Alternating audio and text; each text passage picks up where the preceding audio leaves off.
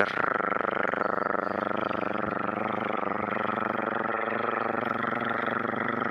that supposed to be a drum roll? Is that I think it's a machine gun fire. Get down. Oh, God.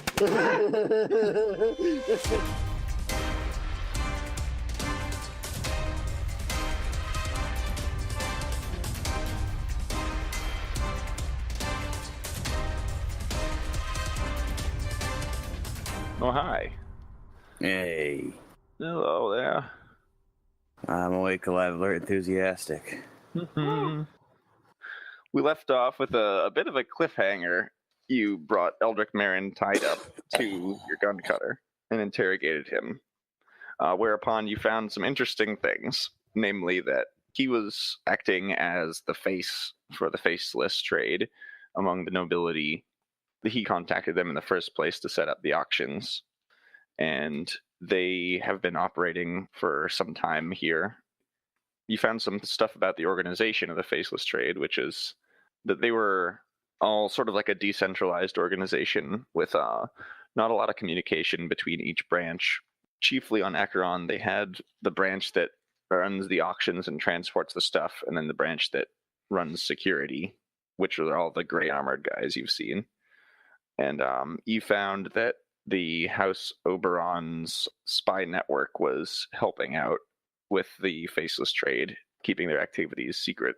Also, you've learned from him that a week previously, Romulus had been transported back to the faceless trade, and a couple days previously, Ophelia Oberon had been transported back to the faceless trade as well. I know they had said earlier that Psykers can be very valuable, so they presumably were planning to sell at least Romulus. As that was going on, you had some contacts from your tracking beacons you'd put in the cargo that were moving out of scanning range. So you quickly got into the gun cutter and took off after them and managed to tail them through the canyons of Acheron until you reached the edge of the Caldera, like a giant crater filled with magma, essentially, that some say is responsible for a lot of the weird weather patterns. And the three shuttles you were tailing all went into a little cave right under the lip of the Caldera, and you went in after them. You hailed the group of people in there and said, "Hey, don't shoot. We're coming in. We want to talk." And you came out with Eldrick Marin and said, "Hey, look, we got this guy. He was planning to sell you out to the Inquisition, and your ship was surrounded by soldiers and an anti-aircraft gun, and a couple soldiers boarded on. You did an exchange for Ketho for Ophelia Oberon, and Ketho was brought back to one of the cells where Ophelia had originally come from, and Ophelia went onto the ship with you. But two Marines also went onto the ship with you, so you were having a real hard time pressing her for the information you wanted, and attempts at diplomacy didn't go so well. Things started to break down, and Zarkov took the first strike and tried to kill one of the dudes, but he was able to fend off the sword blows. Meanwhile, while all that was happening, Ketho was brought back to one of the cells where he heard a voice in his head suggesting that it was Romulus who was the one giving the voice, and then your cell door unlocked. It looked like someone had turned it to putty and crushed it with their hand. Despite him being stored in a psychic sensitive cell, he was apparently able to work enough power to crush that lock, which is a seriously impressive feat. Because normally those cells dampen all psychic activity, but Ketho's not particularly knowledgeable in this, so he wouldn't really know, but those cells typically dampen all psychic activity, so it's very rare that someone's able to work their stuff out of there. Looking at the lock, and I just shrug my shoulders. Huh. That's weird. Oh, that worked. And now we start with everybody rolling initiative. Woo! I have a random question. The answer might be no really quick, but that's fine. So I still had 3 fate points at the end of that session, and I probably would have used them if I was in a better mood. Is that too late? Yeah, I'll say that we start this session off with the Zarkov lunging in with the swords. You had failed both the previous rolls. Yeah, there's the dice roll record in roll 20. Nice. You could use a fate point to reroll one or both of those attacks. Yeah, I'll re-roll both, because even if they're failures, it can't go much worse. Unless I, kill myself by accident. Zarkov dismembers his leg. Hopefully not. Oh, okay. There we are. Yay! All right, so you spent 2 fate points to pass those attacks. So yeah, that's fine. roll the damage from your first one. Just one chainsword hit. Okay. Woo! 12 rending damage, pretty good. He doesn't go down with that, but you hit twice with your second one. And then one more. Okay, he goes down with that. So as they start saying like, "Hey, what's going on?" and starting to raise their rifles, then Zarkov lunges forward, pulls out his chain swords, and cuts the first guy into several pieces with a flurry of chainsword swings. And the other guy raises his hand to his microweed yelling, code red, hostiles." Damn it. Everybody is on high alert now. At least somebody's dead. Wait, Tyruss, can you quickly, mind him to be like, just kidding, guys, that was a false alarm? Even if I did, would they really believe him? I don't know. Buy us time Buy us time. before AA cannons open up and give Ketho more time to get away from being surrounded? Actually, Yeah, I'm in good shape. I can cut you on the microbeats. Yeah, guys, I'm actually up. I'm okay. I'm actually doing fine. I'm hiding behind a box. I think Martin was in the cockpit of the vessel right now. Yes. I rolled initiative on Martin's behalf. All right, yeah, you guys rolled very well for initiative, and I rolled very badly. What I did is the hired lasgun who's at the top is the ones who are in the gun cutter, and I rolled initiative separately for all the other guys. Okay, so the first one, Zarkov. So there's another guy who's you're not in melee range of him just yet, but you can easily close the distance and attack. I'd have to walk up to him and then make an attack. Yeah. Okay. You could do just standard attack, or you could do lightning attack, but it'll be easier to hit with the standard attack. Yeah. But I could do 2 standard attacks. Yes, you could. Awesome. Because 2 weapons. Alright, I'm gonna try to murder him. Nope. Alright, next one. Nope. Zarkov is he managed to do in the first guy, but the second one's eluding him. He was wary after seeing his friend dismembered so horrifically. Yeah. Next is Tyruss. So many shits are hitting many fans at once. What do you want to do? Where did all these fans come from? So it's just the one remaining guy in the ship who just called for his friends to go and raid the ship, I assume. Yes. You can also see the 2 guys right here out of the ramp. Okay, also, just so you guys know, I do have a couple of new powers. I have 3 new The powers. horrifying doom thing you messaged about? Yeah, I have a Vortex couple of Doom. I have Vortex of Doom. I also have Telekine Dome, which basically allows me to share the Telekine Shield power with allies. Telekine Dome is I think one of the best psychic powers you can get. Well, So see, the problem is it doesn't make a bubble around me. I select a point and it stays there. So if we need to move that's right. around, it won't work. Plus, the armor bonus that we get only works if enemies are outside the bubble attacking us inside. So yeah, we can't be moving around with it. Yeah, but that's still beneficial if we're all just sitting there just, firing guns outside of the force field because we're surrounded. Right here, it's if you put it where you are right now, then it's a 12-meter radius before you hit any other enemies. Yeah, so maybe after I get this guy, if there's time, I can also cast that. Mm-hmm. Shields up around the ship. Anyway, in the meantime, I'm just going to dispatch, or at least attempt to dispatch this guy. So I run over alongside Zarkov and swing my force staff down on this remaining survivor. Thwonk. Okay, so I'm making a generic weapon skill bonus, so +10 because we're ganging up on him, +10 for single attack, and +10 for best craftsmanship on the force staff. Yes. Ah, you got him. He's definitely going to try and dodge this. Nope, doesn't dodge. Roll your damage. I won't be able to go supercharged but even then it still does a bit more. You still hit for a lot of damage with Yeah, this. it's 1d10 plus 1 plus psi rating plus strength bonus, Ooh. Yeah. which is, what is that? That's 1d10 plus 10. Yeah. It's decent. Now add 10 to that, so that's 13. With 7 pen. With 7 penetration and energy damage. He's actually not quite dead.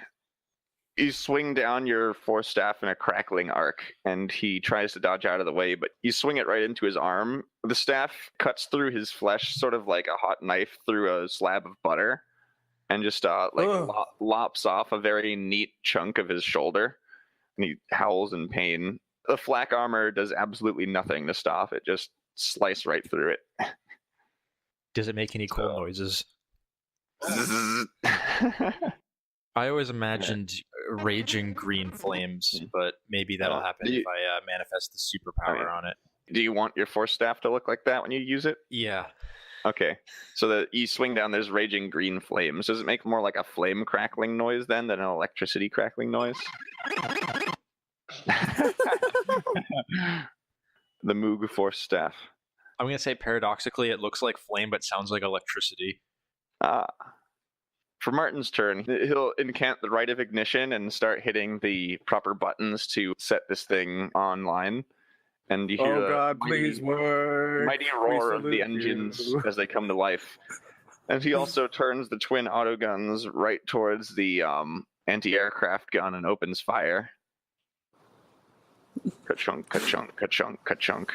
So he's definitely in short range. So there's plus 10 for that. I think he's going to do a semi-auto burst for this. Also, the thing is large enough that he'll get plus 30 to hit it. So that's total of plus 40 to the ballistic skill test. Ring cannon 1. Come on, Martin. Oh, Emperor who guides our aim, please let this hit. I feel like that's actually what he would be doing, though. Obviously, probably more eloquently, but... Hits twice with the autocannon there. The autocannon has some stupid amount of damage. It's a gun mounted on tanks for destroying other tanks. Okay, so it's 3d10 plus 8 damage with 6 penetration. 26 damage. But then he's going to fire the second autocannon at it. I thought that was both of them. No, that was for 1. Okay, so he hits with all 3 autocannon bullets here. You hear it loud and clear inside the ship when he fires it. It's sort of like a thunk, thunk, thunk sort of fire rate to it. It goes into critical damage. The autocannons turn to face it and then fire, and the heavy caliber bullets punch right into the turret housing, and all the ammunition stores inside it just explode and send metal shrapnel flying in all directions. So that is one very, very dead anti-aircraft gun. Thank you for the extra visuals there. You're very... Ketho, what do you do now? Hey, what are the doors of the armory? They're on right at that point. Damn it. Okay. There's these 2 guys. I can't see them, though. You can't see them. That's correct. I'm going to, while humming the tune to Mission Impossible. I already have my full pistol out. I'll just run here then. That's my full action. Okay. That's it. Yep. So at this point, everyone promptly loses their minds. This guy is just gonna stumble backwards, disengage, and his 2 friends in the back are both going to pull out grenades and toss them into the ship. They've got frag grenades, so at that distance they'll be at a minus 10 to hit. Have fun, guys. So Can't make a soccer check to try to goalie kick them both back. I was gonna say, can I use my telekinesis and grab them and throw them back at them? Not that fast. Goal. All right, so the first one unpins the grenade and tosses it in, and it lands right between Tyruss and Zarkov. Both of you can make dodge tests if you want to get out of the way. Can I make a dodge check to cover Ophelia so she doesn't get hit? Oh. Depending on what the radius is, she might actually be out of it. Yeah, she's out of the radius of it already. Okay. Yeah, then I'll just try to dodge. Are you going to dodge back into the ship, or are you going to dodge farther out? I'm going to dodge right into the guy who ran away. You can do that, yes. That's fantastic. Get back here. All right, roll your dodge test then. What? Uh-oh. No dodge for you. I will also do the same. I'm going to jump towards them. Well, you do it successfully. I jumped onto the grenade to Right. protect my friends. So you move and close into melee range with him again. Meanwhile, the grenade sails in and explodes right near Zarkov's feet. He's not quite fast enough to dodge it. It's a very odd situation. First time. Right, so that's 9 damage, no penetration. I take 1 damage. Damn it. Yeah, and then the other one also throws a grenade, which again lands between the two of you guys. If he hits. Let me see if he hits. He hit pretty close to the mark, even though it wasn't exact. 7 scatters towards it, so it'll also hit his friend. Yeah. I have, step aside so I can dodge Okay, twice so in a round. You can try to dodge again. Hopefully I'm more successful. Mm-hmm. Yay! You dodge out of the way. Which way do you want to move? Can I still move towards the guy or no? If you move towards the guy, you'll still be in the explosion. Then I'll move away. Okay. Now, this time it's Tyruss' turn to get hit by an explosion. I should have protected my friends. I failed you. Alright, so Tyruss, there's a 10 damage explosion. It's enough to further wound this dude right here, but not enough to actually kill him. But he's, like, clearly very badly battered by all the force staff thwackings and explosions and whatnot that have happened. The two dudes here run so that they are in vision range of the ramp, and everybody else is going to just start firing at the gun cutter. They're all firing semi-auto bursts. So we have, I think, at plus 40 to hit. So there's like 3. All right, so then I'll roll just 12d10, and anything that comes up with a 10 is going to do 1 damage to the ship. Nobody. So they just fire a storm of las bolts all at the ship, and all the armor holds, and there's just las bolts pinging off the ship. But you hear like this like sound as if people have all just started throwing marbles at a tin sheet as you're standing inside the ship. Meanwhile, Martin's like, "Don't dig up my ship!" The lieutenant then has to go. She has agility bonus 4 plus sprint and hip shooting. So she might actually be able to take a shot into the ship. She runs in there. As she unslings a rifle, you see that she's got a shuriken catapult. And she takes aim into the ship and fires. So first of all, she's going to take a shot at Zarkov. Everybody gotta take a shot at Zarkov. Everybody. She'll do full automatic. So short range plus full automatic means that it'll be unmodified ballistic skill. That is a miss, unfortunately for her. And she's also going to take a shot at Natalie Corvus. She like moves and hits multiple targets with precision that really shouldn't be possible for a human being without some kind of modification. Also misses Natalie Corvus though. So razor sharp discs whir through the air. There's like a little bit of netting like on the wall that was for holding gear. It like slices that. It tears up the upholstery of the seats in there, but leaves everybody inside unharmed. But we're back around to Zarkov at the top. While this is happening, these guys here also are going to be running down to the armory. And as they get here, then one of them turns and sees Ketho right there, sitting with his bolt pistol. Hey guys! Huh? All right, Zarkov, your turn. Yeah, I'm gonna charge at the lieutenant. She's right All right. there. Get back. Rawr. Up close, she's got armor in the same gray color as everyone else, but it's not just flak armor; it's proper carapace armor. And she's got this sleek grayish metal with green lenses, bionic augmetic covering half of her face. The hair on the other half of her head that's still there is like red hair, but short military style cropped. You dodge through all the shuriken bolts as you close in and bring your swords up to hit. So you can make a single attack at plus 20 after a charge. Oh, yeah. You hit. She is going to try and dodge that. You swing in with the sword, but she ducks to the side nimbly as your blade swings past her. What a bitch. Brr. She's a bitch for possibly dodging your lethal attack. Yep. How dare you? Die nobly like the rest of them. Then next up, Tyruss. You're locked in melee with that dude now. I'm going to try and finish him off with another attack from my force staff. All right. No hit there. All right, yeah, so you swing, but he steps to the side as you carve a little ditch through the ground with your spinning force staff. So, guys, I still have a half action left. Do you want me to cast Telekine Dome? I would probably cast it over us, over the back at least, so that the rest of the guys over here have to at least move close before they can start shooting us. I don't think they're going to hurt the ship, but they could hurt us. Mm-hmm. DM smiles. My last guns are particularly great at hurting people, in fact. You did it. All right, so now you've got a dome for 5 armor and a 5-meter radius. No, it's not 5 meters. It's radius equal to half the Psyker psi rating rounded up. So it's still 3. Okay. So I cast Telekine Dome so that it's surrounding myself.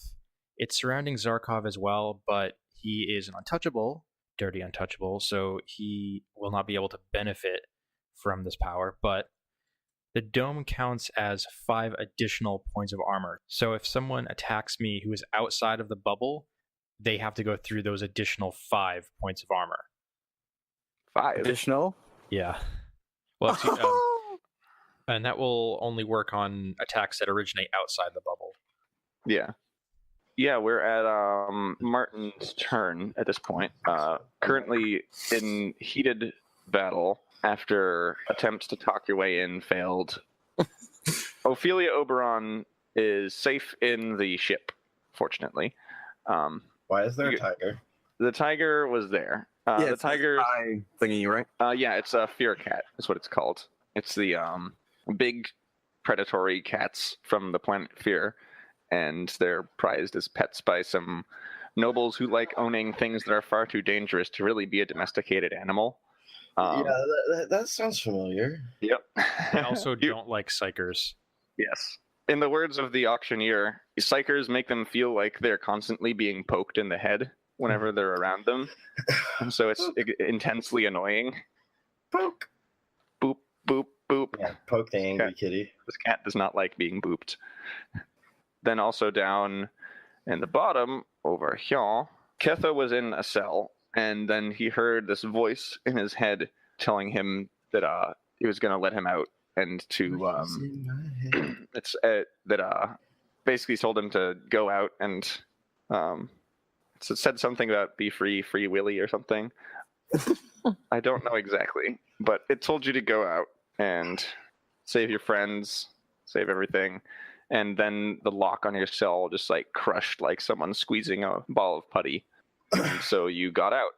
And then when bullets started flying, then these 2 dudes right here in front of you ran for the door of the armory. And so they ran towards that.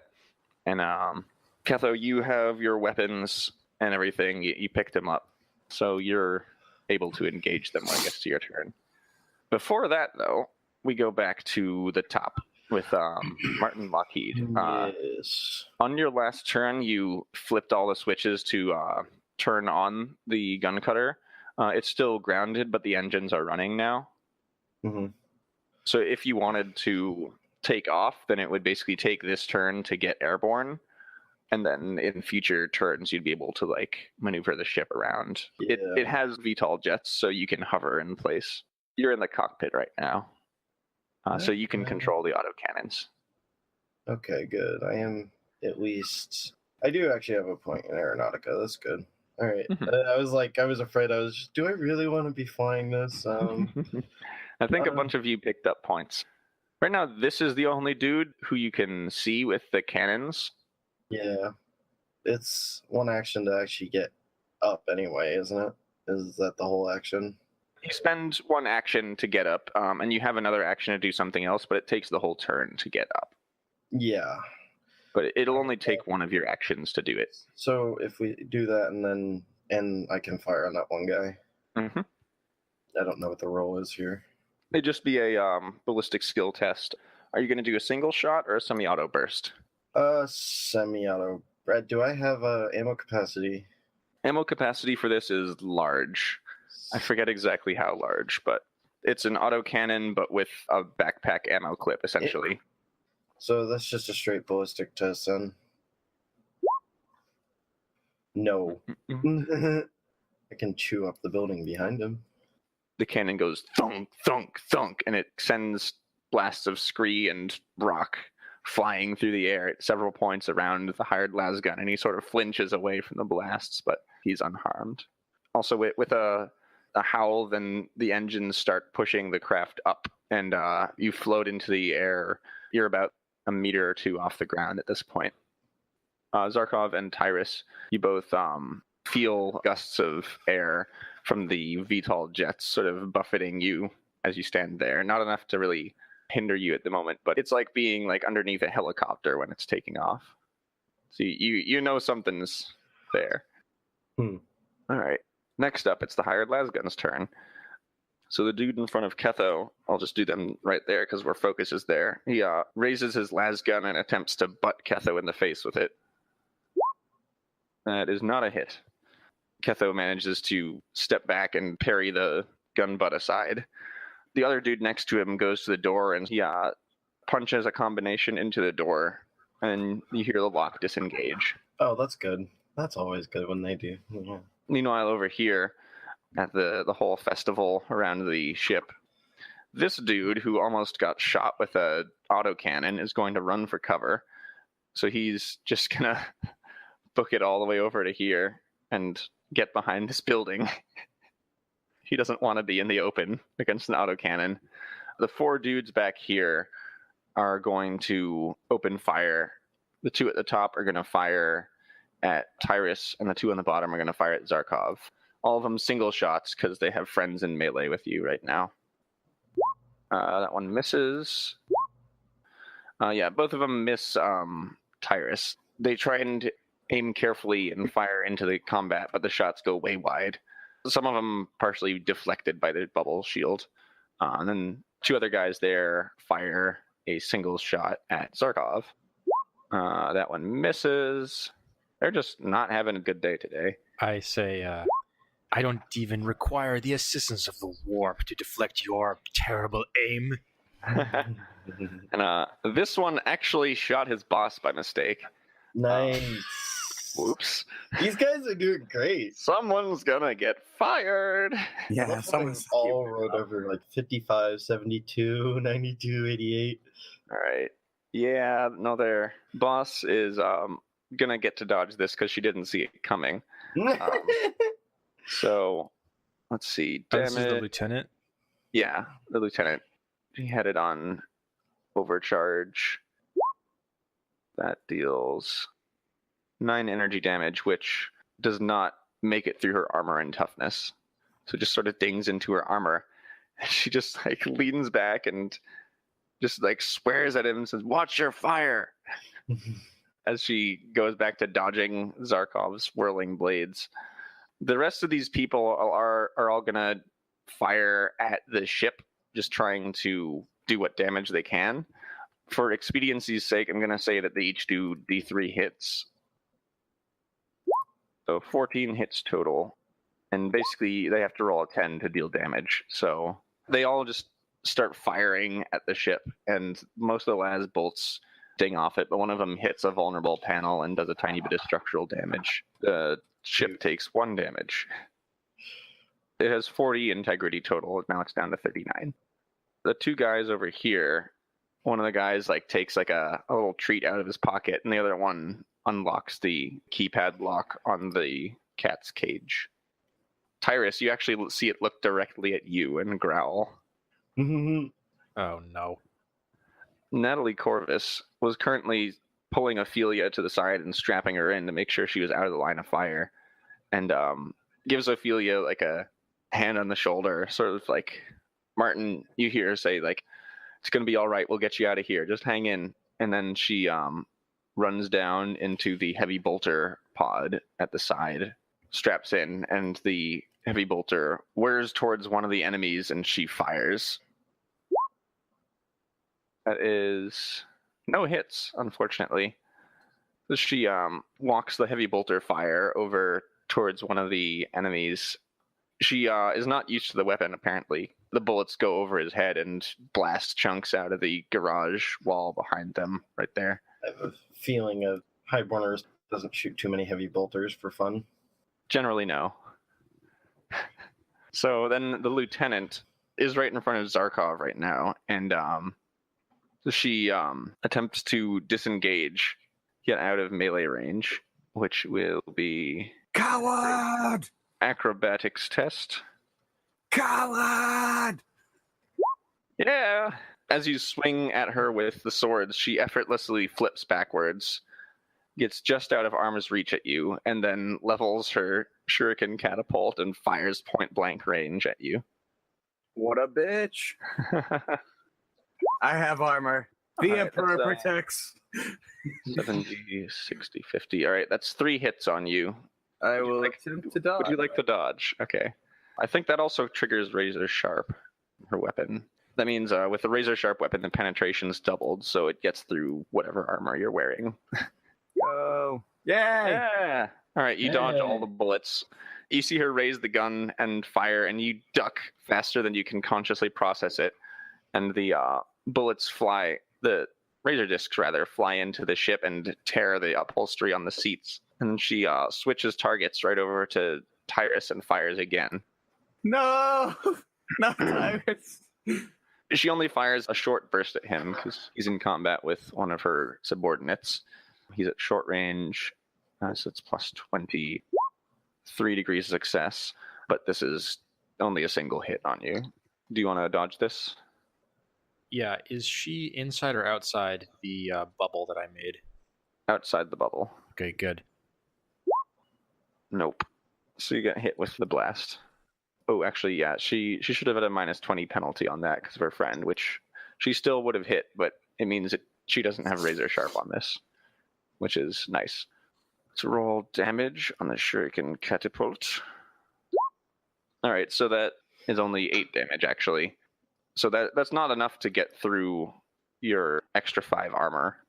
She fires a burst, and the dome slows the Shuriken Catapult blasts. Some of them melt into nothingness, others shatter on impact, but a few get through and thump into your armor, and you feel the impact in your chest. Zarkov, your turn. So the lieutenant is a couple meters away from you right now. I'm gonna go kill her. Rawr. So she's outside the bubble, right? Even though I can't see the bubble? She is outside the bubble. You're currently in the bubble, but you're untouchable, so it's not helping. Yeah, that's fine. But there's a guy engaged with Tyruss, right? That I'm Yes. right next to? Mhm. I'll split him into pieces. Washa. All right. I can aim with a lightning attack, right? Yes, you can. Actually, you get plus 10 because you're ganging up on him with Tyruss. Awesome. So that is 3 hits, I think. He is definitely going to try and dodge this because he'll almost assuredly die if he doesn't. Dodge. Zarkov's never killed anyone. What are you talking about? He rolls a natural 100 on his dodge. He goes into the blade. Yes. Wow. He welcomes goes- the sweet embrace of death. Roll damage.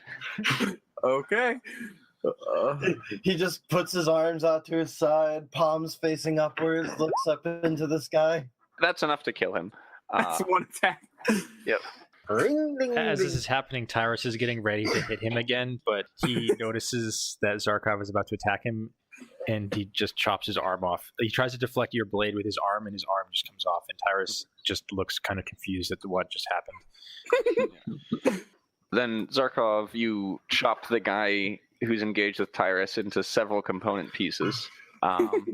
Tyruss, your turn. You're now engaged with nobody and have 4 dudes arrayed in a semicircle right in front of you, Lightning Firing. hands. firing in with their las guns. So I need a tactical vote from my team. Vortex of Doom, yes or no? If you want. Yes. Okay, if this doesn't go well, I'm this is, gonna die. well, not necessarily. You guys are probably fine. It's me who's in serious trouble if this What goes wrong. What if the Untouchable gets in the way? Will it help nullify it? You'll actually have a very easy chance to dodge out of the way of it, because you get like plus 30 or 40 to dodging hostile powers. Well, I'm okay then. Have fun, guys. So Zarkov is probably the safest person here right now. All right. They're all pretty close together, like within like 1 meter. Yeah, it looks like I It's need, like within 1.5 meters. So if you aim at like this dude right here, you could probably get his 2 friends on the side of him, depending on what the radius of that power is. so the radius starts at 2, but my range is 5 meters times psi, so I can only drop this down to psi rating 2, and it's a difficult -10 test. Mm-hmm. And here's the other thing, guys. While every turn I can increase its radius, but here's the thing. If I lose control of it, it will automatically increase in radius, and if the radius exceeds my psi rating, which is 5, then it explodes. So I can make it bigger and more dangerous, but that also increases the chance that it will go completely out of control and kill me.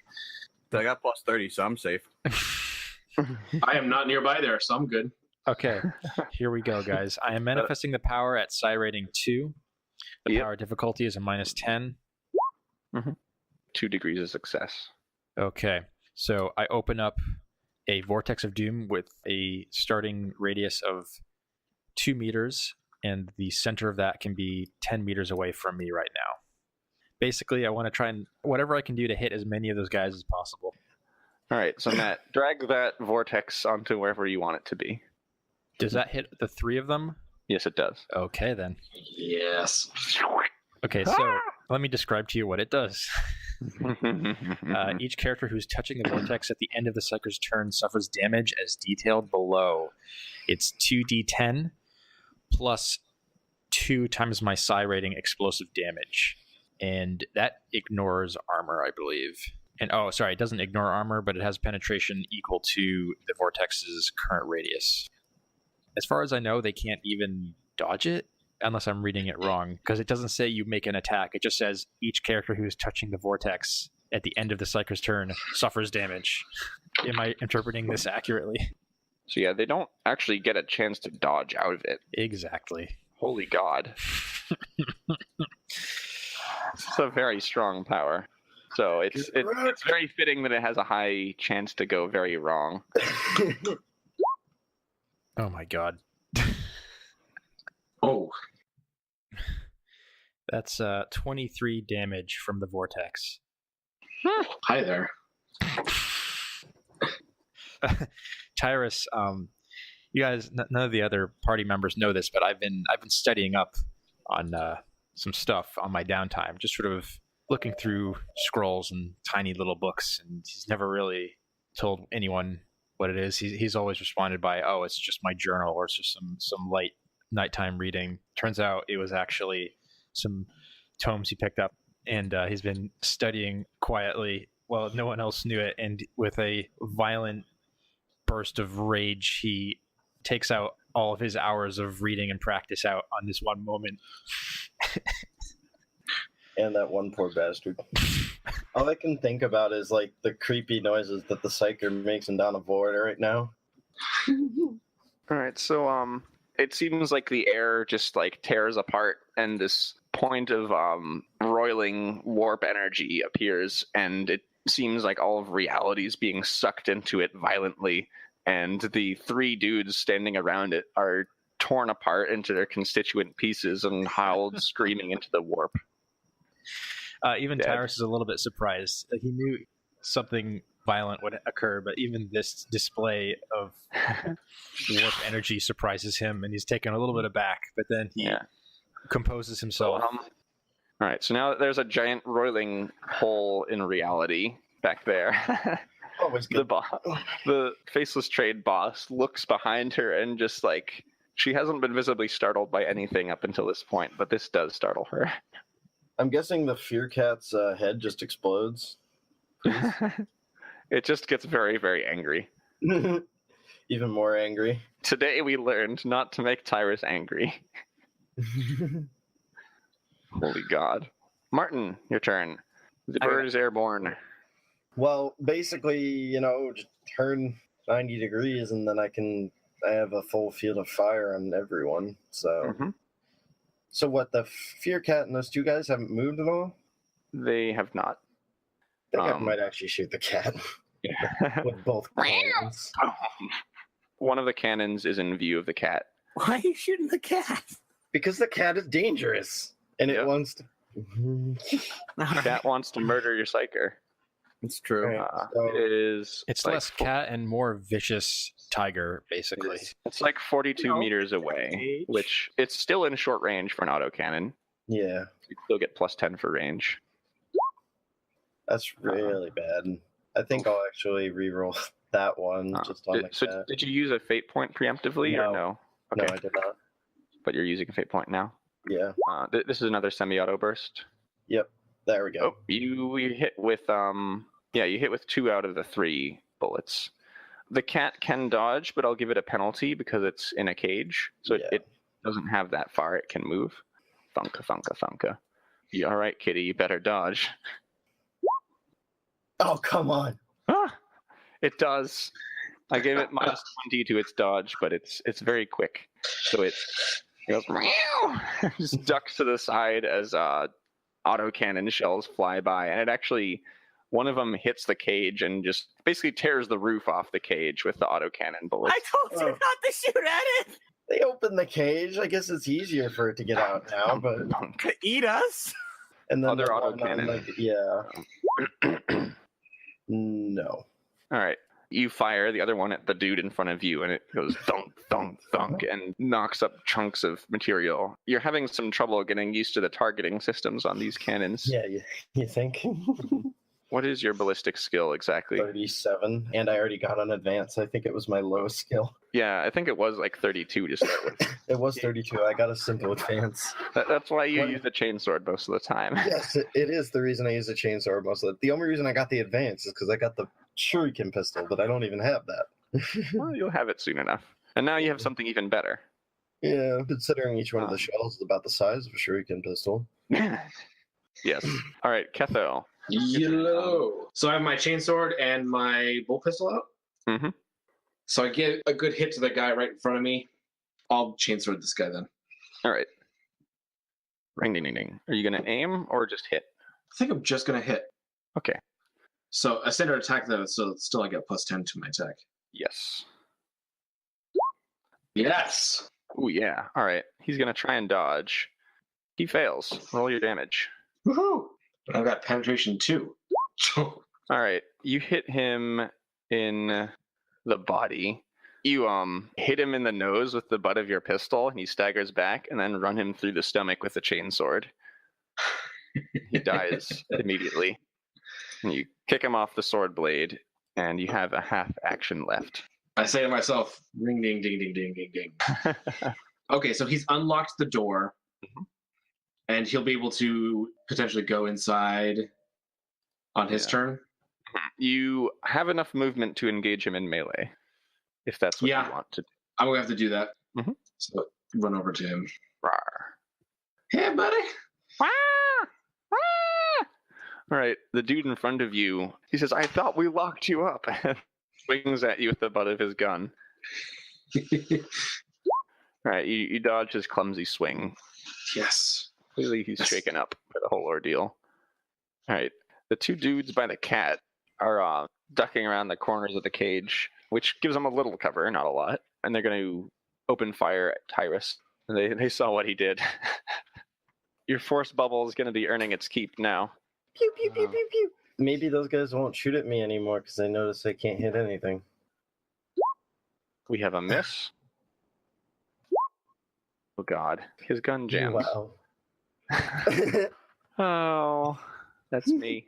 No, there's going to be 4 dudes. This dude right here is going to take his remaining frag grenade and toss it inside the bubble. So it'll hit both you guys. He's going to shoot, and then he's going to run away.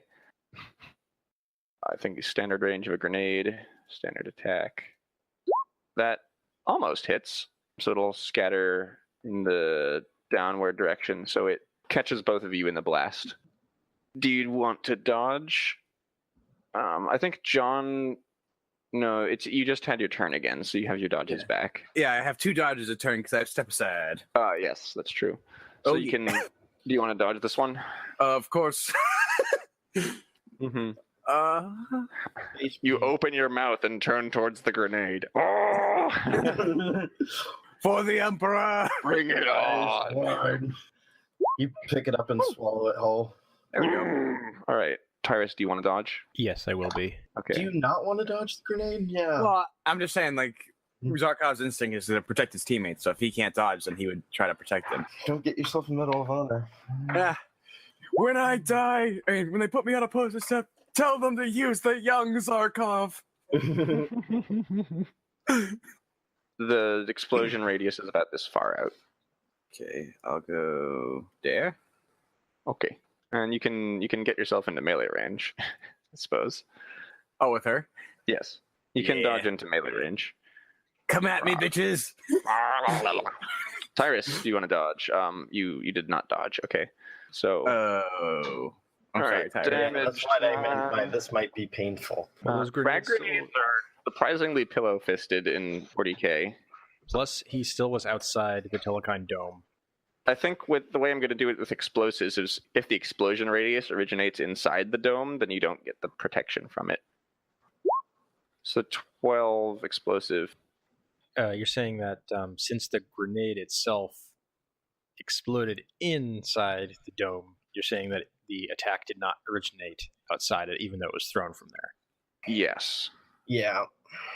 DM abuse. Okay, how much damage is that? 12 damage. 12. So No, that's- no pen. Okay. I think you'll only take like 4 damage or something from that. Yeah, but I've only got 10 wounds total. Oh. That's Voidborn life. All right, so I'm currently at 6 health. Martin, I may need some flesh staples. Can I send my Medicaid Servo Skull down? You need to be present in order to do the actual Medicaid test because the Servo Skull is not intelligent enough to do it on its own. I figured as much, but I tried. Yeah. 40k artificial intelligence is not super great.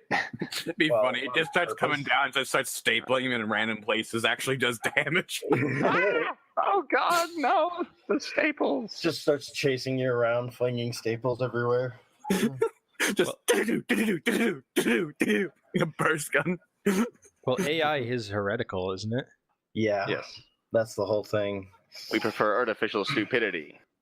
I still stand by the creed of why would you ever make robots smart? They just would replace you. There's like no other option. Mm-hmm. Hence why Davis is becoming a robot. Slowly but surely. Slowly but surely. Alright, there's 4 hired lasguns who are going to be firing at Tyruss. So it's time to put that bubble to work. The warp will protect me. Forget the Emperor. Better Yeah. hope so, or I'm going to be replacing wow. more of your body parts. I hope none of us heard that. Alright, the first hit does nothing. Then second hit is not a hit. And third hit is one hit. You've already used your dodge, so I'm just rolling their damage. Damage. 11 damage.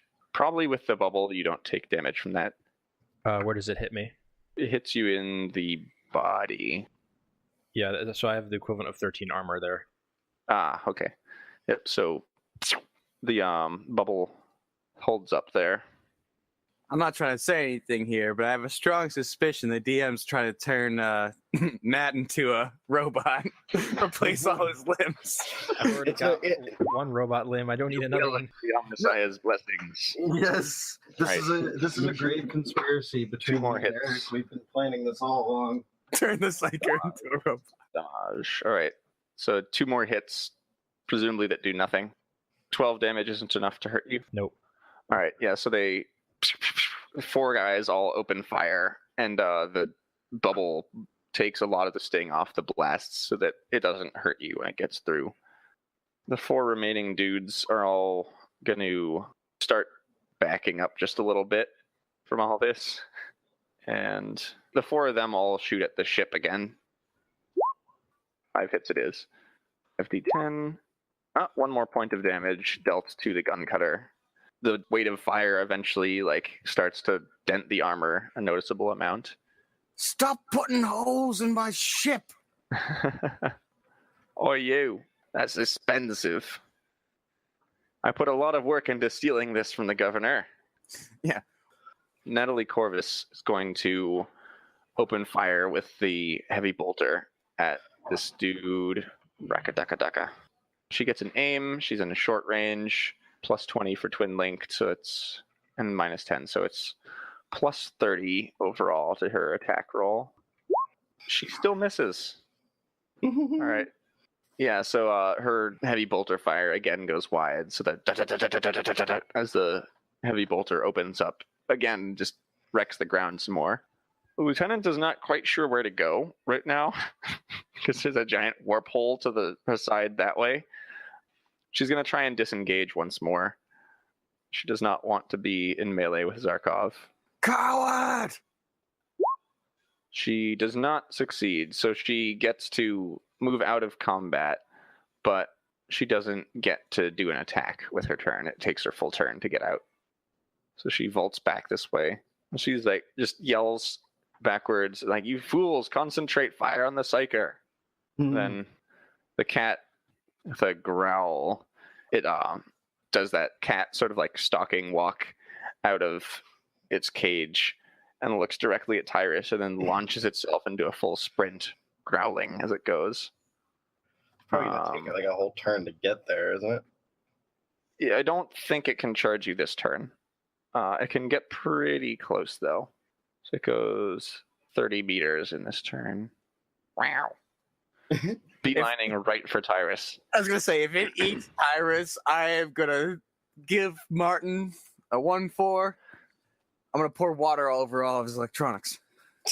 Why is that my You fault? missed the cat while it was in a cage. How do you do that? Now our Psyker is dead! It's all your fault. All right, speaking never of, liked Zarkov, me, it's your but- turn. What are you going to do? A This lieutenant keeps ducking out of melee range like a coward. coward! Face Okay. the Emperor's judgment. Charge! Is this an actual charge, or are you just moving into melee? Nah, just move in. And then I can only make one attack, right? Because you can make both your attacks. Oh, okay. But I can't aim. No, you can't aim. Well then, let's see what she does. Yes. I will do swift attack since I cannot aim. Okay. Submit any other modifiers. No. Niet. Okay. Neat. Niet. Oh, there you go. You hit. Woo! Ding! All right. She will attempt to dodge this one. Niet additional modifier. She does not dodge. Roll damage. Jeez. Oh boy. Painful. And with 2 penetration, so that's minus 8 from 15, gives 7 damage still. All right, you break your chainsword and it bites in in the space between 2 plates in the carapace armor, and you hear the ceramite of the armor squeal as the chainsword blades run across it, and you see some blood start to run down her arm. Make your other attack. Yes. Bleed for me. Oh boy. Another swift shit. attack, so this is 50, so you get 2 hits on this one. She Yeah. already used her dodge, so she can't dodge this one. Oh, God. Damage twice. Boom! Oh, no! Oh, Is not that- the face. Fury? When I say not the face, I literally mean it because you hit her in the face. Oh, So, my God. roll me a d5, and let's see what happens to her face. A D5? So- you say? All right. Yes, a d5. So 11, I say that's only 3 damage from I need to that. pull up this chart, too. 16 minus 8. 8 damage. It's still gonna hurt. Not terrible, but not great. That's 8 damage. So With the 2? The attack slices open the target's scalp, which immediately begins to bleed profusely, spilling blood into their eyes. -10 weapon skill and ballistic skill for 1d10 rounds, and must pass a toughness test or suffer blood loss. I told you I'd collect you a cybernetic eye, Davis. This looks to be more than a cybernetic eye. This is like replacing a good part of her skull as well. I'll take that too. We'll cut her up. We'll see what she's made of. You're good at cutting off faces anyway. Yeah, I already have 5 of them. This will be my 6th. I wonder how sad Zarkov will be that I take part of... Actually, you can't flatten that part of the face anyway. She takes blood loss. Okay. So that is... That fatigue around, isn't that? Yes. And fatigue every round. As the one chainsword bites into the arm, and so she sort of like crunches up a little bit, and then you spin around the other way and slash her right across the faceplate with the sword. And it tears the faceplate off her carapace helmet. One of the lenses on the eyes break as well as you drag the sword across her face. You think you see a couple teeth go flying through the air. There's like blood pouring down her face and dripping onto the front of her armor plates as well. She grits her teeth at you and glares. I said, feel the wrath of the Emperor, heretic. She's also made it into the exclusive category of people who can survive a full round in combat against Zarkov and not be dead. Yeah, she's got mad respect. Props. I give her a little dap, you know? Yeah. All right. Tyruss, your turn. You have to make a test to keep control of your vortex. Yeah, and it's unfortunately also half action. Yes, you're right. So you do need to spend a half action each turn to maintain this. And you're also sustaining the Telekine Dome as well. You can sustain both, but when you're sustaining 2 or more powers at once, you begin to take some penalties on your power manifesting. Plus, I found out that Dominate is a full action, so I can't tell people to walk into my Vortex of Doom. Unfortunately. I was very sad when I read that. I was like, oh. Because you can make people hallucinate and then move the vortex to envelop them. I did think about that, yeah. You should just move that thing directly down to like the 5 o'clock. Like, you look at all those nice people that can end up in the warp. First, you have to make a -10 willpower test. Sorry, is it -10 because I'm manifesting other powers? It's the willpower test is -5 for each meter in its radius. So I'm going to preemptively spend a fate point on this. Okay, you got to make sure you control this. All right, so that means you get +10, and if you fail, then you get to reroll using our house rule. I'll tell you one thing about this combat. I am not envious of Matt. He's got a doom thing that could kill him and a cat trying to eat his face. And everyone's trying to shoot him. Yes. It's not a good day to be a Psyker in the Imperium. Uh-oh. You can reroll then. Oh, yeah, you got it. Okay, so now you can either increase radius by 1 meter, decrease radius by 1 meter, or move the vortex in any direction a number of meters equal to your psi rating. I'm honestly thinking we close it because since I only spent 2 psi points to make it, I can only move it 2 meters per turn, so it's not really going to be viable to just move it towards everyone. I mean, I can maybe attack that one guy. You can get this guy with it, definitely. You can envelop another dude. But yeah, it's going to take me 2 turns just to close it. Mm-hmm. So you could move it to cover this one dude here. Except Zarkov, you might want to be careful. Stay kind of far away from I fear not the void, Psyker. You will when this thing gets close to you. Yeah, I know. But yeah, so what do you want to do with the vortex? Tyruss is feeling a little bit dangerous today. I'll move it south to hit that other guy. Yes. All right, you can move it that far. So move the vortex to wherever you want it to be. Do they just get compressed into like a single molecule or something? Imagine like they're put in a centrifuge or something. Oh. They're like ripped to pieces.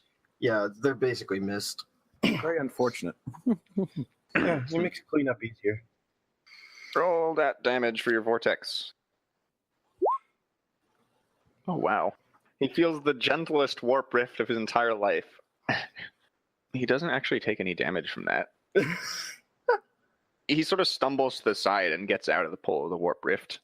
It being a warp storm, it's a very irregular thing. By definition. Yes. So this guy is going to stumble to the side a bit. What do you want to do with your other half action? There's a cat barreling towards you at full speed, 14 meters away from you. You can use like hallucination. Yeah, like that. I'm thinking Use psychic shriek. Any number of other fun stuff. hallucination is far more entertaining. I'm gonna cast hallucination on the unfortunate lieutenant. No, do it on the cat so that it might attack those guys. I don't think hallucination works on animals. Do you have scholastic lore beasts or anything like that? I definitely do not. I do. Okay. Martin, do you want to roll scholastic lore beasts for me? All right. See what you know about a fear cat.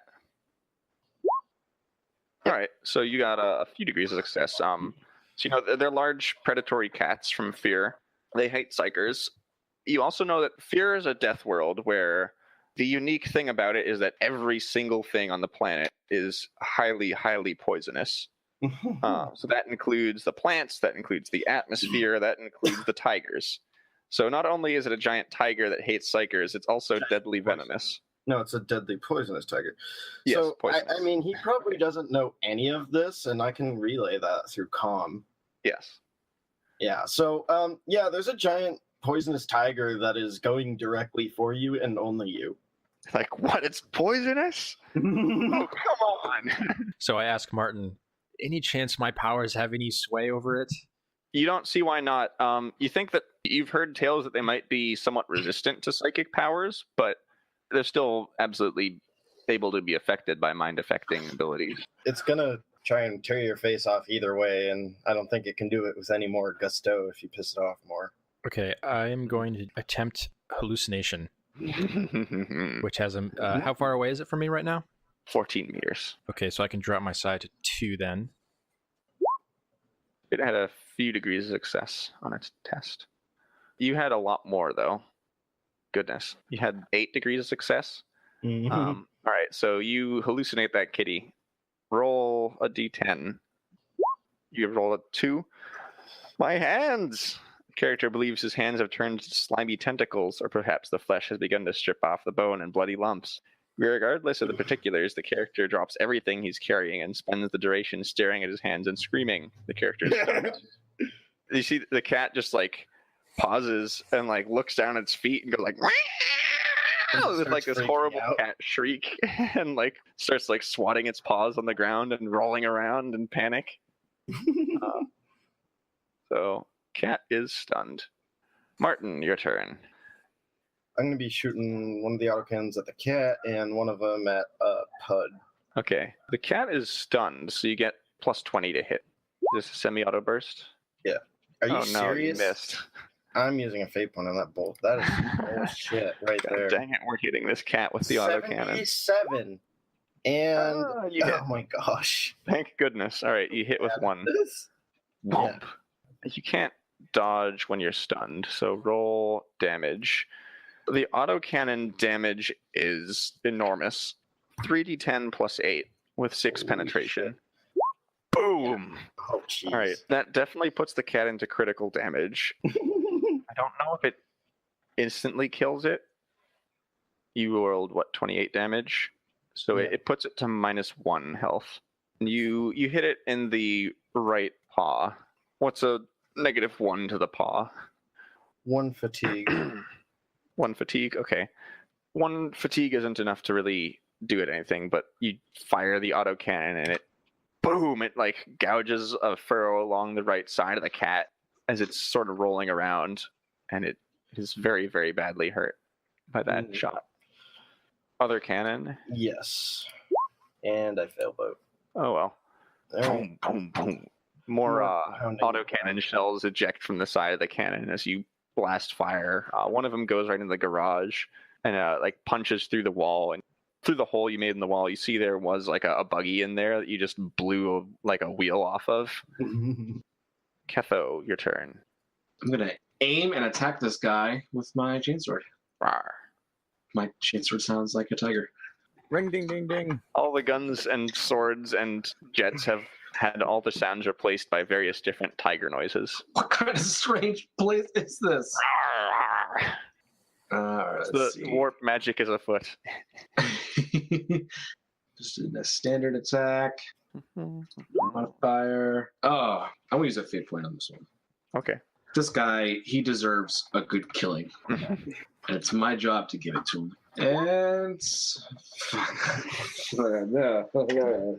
You did a little bit better than last time. a little bit better. Right, so you swing at him ferociously with the chain sword, and one of your sword hits just chops into the stock of his las gun and takes a little bit off of it, but he's able to fend you off. I'm the least interesting part of this combat. Well, hired las gun is going to hit you back. Once you get into the armory, it might be a little more interesting. Oh. He's going to hit you with the stock of his gun. No, he won't. Yes. Are these guys too poor to have bayonets? What is up with that? They just didn't bother to fix them. The rest of the dudes here, they're all sort of starting to run away at this point. The rest of these guys are just backing up a little bit more. Run away. Ah! Run away. Ah! And they don't particularly want to hit their boss in melee, so they're all 5 of them are going to shoot at Tyruss. Poor Tyruss. Why am I always getting picked on? Because you're the Psyker. They're just firing single shots on overload, rather. Misses. Next guy hits. Do you want to roll dodge that, Tyruss? Yeah, I'm going to dodge that one. So you duck out of the way and the blast flies over your shoulder.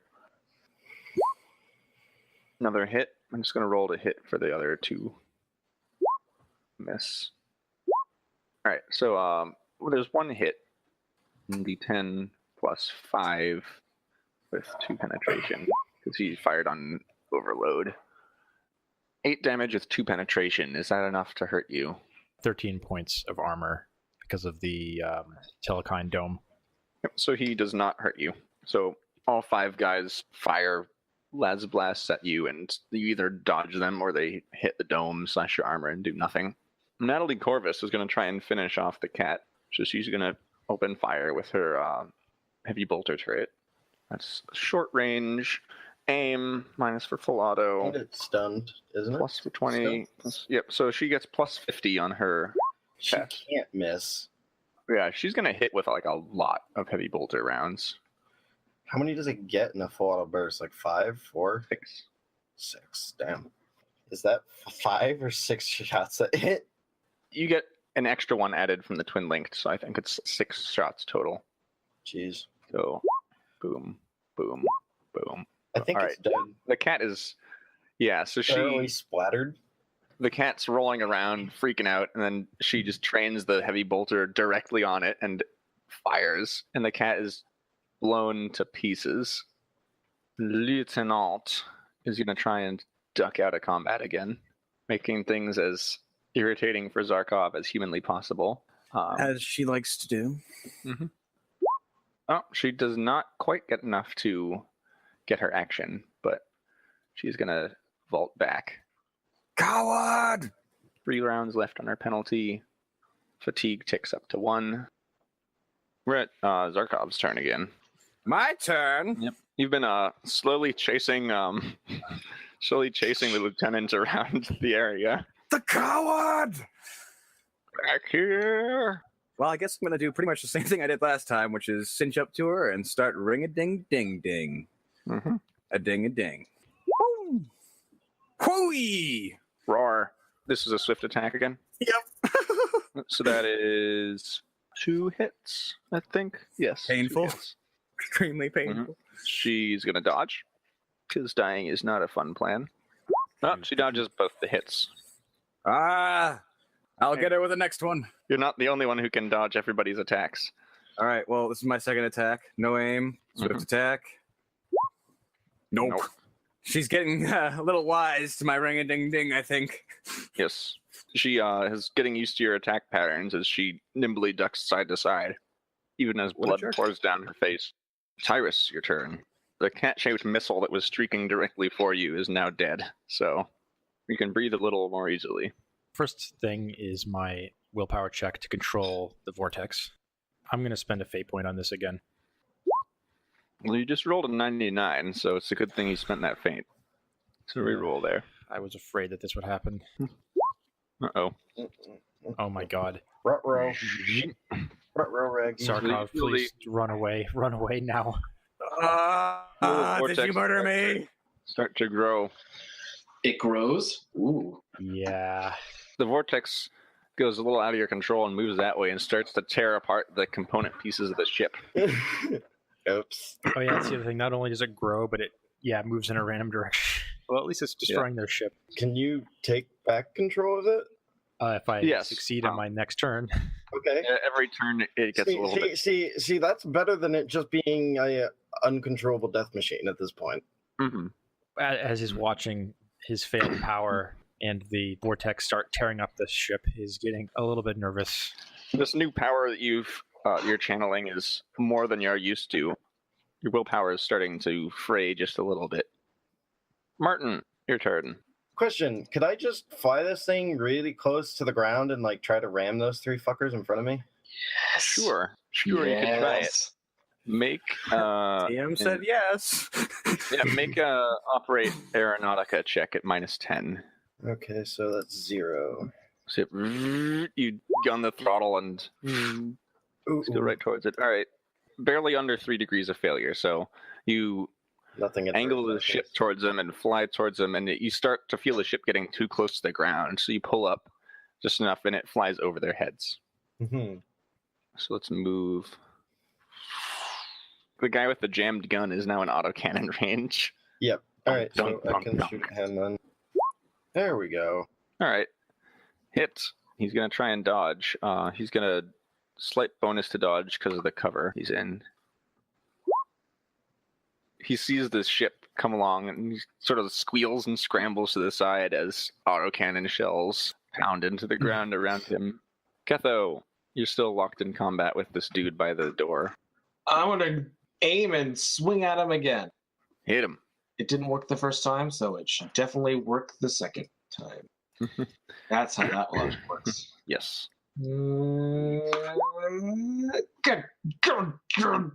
Ketho swings furiously with his sword, but the enemy backpedals out of the way and is not quite getting hit. Hired lasgun in front of you is gonna disengage from combat with you and just reach behind him and open the door and stumble backwards into the armory. Do I still have line of sight on him? Yes, you can Okay. see him. So you can see into the armory. There's like crates of power cells and lasguns lining the walls. Lots and lots of frag grenades, all sorts of weaponry like that around the place. There's also a few like sealed boxes marked up merchandise do not open. You see like towards the back of the place there's some more interesting stuff, like a few heavy stubbers. Looks like some of them are modified to be mounted on vehicles. There's also a missile launcher with several missiles against the wall. Also in the back you see a guy wearing what used to be tech priest robes, but look like dirty and tattered, and he's got all sorts of augmentations on his body. And he's been feverishly working on fixing up some sort of device as you come in. And he looks up and screeches, "Get out of my workshop!" His voice has some static pops occasionally as he's speaking, and his hand goes for a gun at his side. Oh boy. Oh, wait, but he doesn't see me. He sees the guy who just walked in. That's correct. That's funny. All right. I'm going to put him into the initiative order here. He pulls up an unfeasibly large hand cannon from the table next to him, takes aim, and fires at the guy who stumbled into the shop. Poor bastard. And the guy's like, no, wait, we need the... And then bang. All right. His shot goes wild, though, and impacts the wall right above him. And the trooper starts get up. It's like, we need the missile launcher. There's a gunship out there. And the priest is like, oh, why didn't you say so? Come in. As a smoking crater's next to his head. Yeah. And then this guy who was aiming opens fire at Zarkov. What? He's Because you have taken the least damage. he's still in short range, and he got a full aim on this. Uh-oh. So he's going to have a hefty bonus to hit. All right. It should have been 57, because there's also a penalty for you being in melee. It's still enough to hit you. So are you going to dodge this? Yeah. I got 2 dodges around. Might as well. Ah, there we go. All right. You see him take aim and duck to the side as the bolt flies past you. 2 more dudes are going to fire at Zarkov, and 4 more are going to be firing at Tyruss. It's short range, plus half aim, plus single shot minus in melee, so 10. Misses. Fire again. That's enough for another hit. Zarkov, do you want to dodge that one? Who else still has to go this round before I go again? The lieutenant and everyone else is shooting at Tyruss. So there's still the lieutenant to go. Yeah, I'll dodge. So there's a chance she won't be able to shoot. Oh. All right. You dodge this bolt too. Then there's 4 people all firing at Matt. They're going to do overloaded short bursts. So he hits with 2 bolts. Roll your dodge. I'm going to keep rolling attack rolls in the meantime. So you didn't successfully dodge. Miss. And the last one. So you get hit with a total of 6 bolts. Oh my god. These are all pen 2. 7, pen 2, 9, pen 2. Am I gonna have to become? Righteous Fury.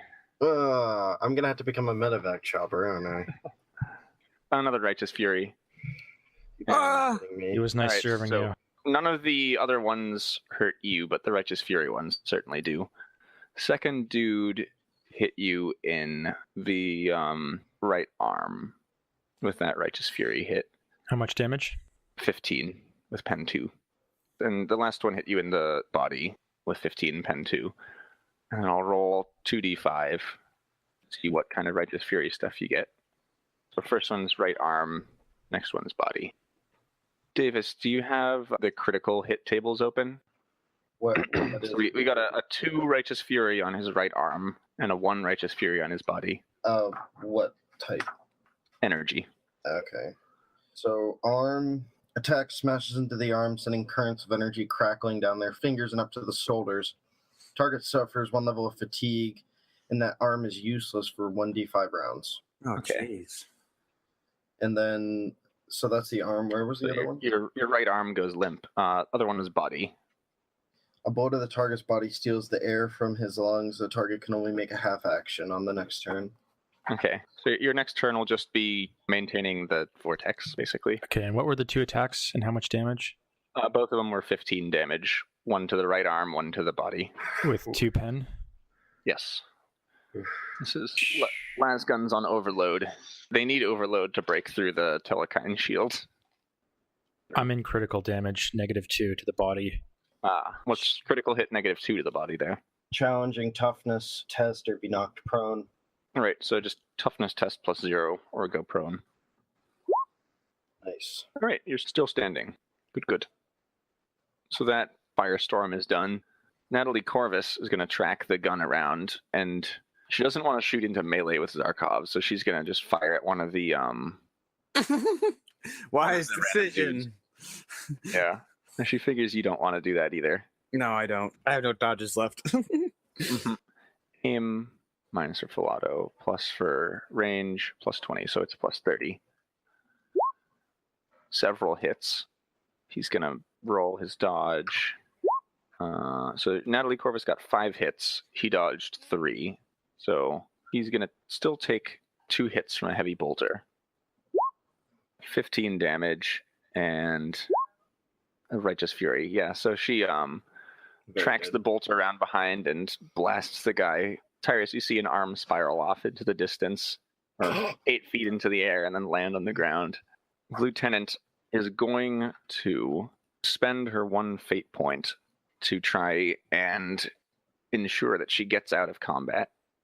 So it's going to roll acrobatics at +10 and re-roll if it's a fail. She's going to re-roll. Oh!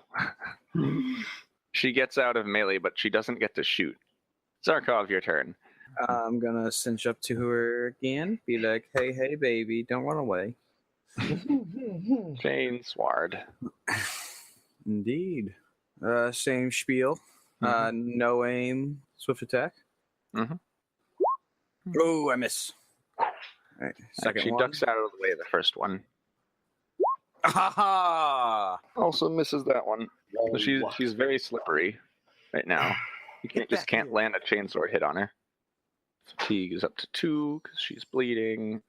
Tyruss, your turn. What do you do? Well, because of the critical damage last round, I don't really have a choice. I only have a half action, and that must be spent maintaining the vortex.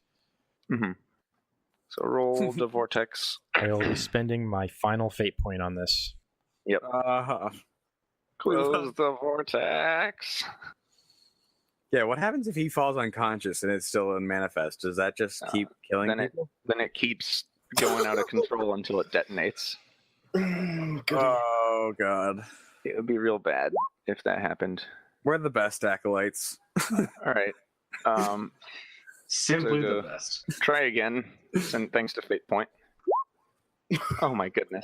Oh. Oh, God, why? Zarkov curses his manuscripts and books. Or Tyruss does, rather. What did I say? You He said Zarkov. Zarkov. Sorry.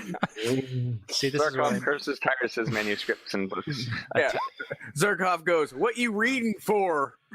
Oh my god. So it goes this way a little bit. It's running away. And Martin's turn.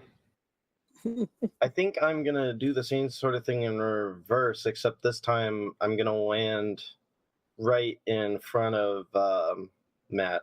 Protect So him you want to just from drive bullets. the ship around and land? Well, yeah, I'm going to try to hit them on my way by again, though. Put a giant hulking piece of steel between me and them, and it would be greatly appreciated. Yeah, that's basically what I'm aiming for. So you're going to move so that you're blocking line of sight, from as many people as you can. All right, so do I need to make another aeronautica test? No, because you're not trying to ram them, are you? Yeah. Whoa, and would that impede trying to get into position, or? No, it just means you'd have to make a test to try and hit them. Yeah. If you do really badly, then you could crash, but... I might crash on top of them. I'm okay with that. And murder our psyker. But yeah, okay.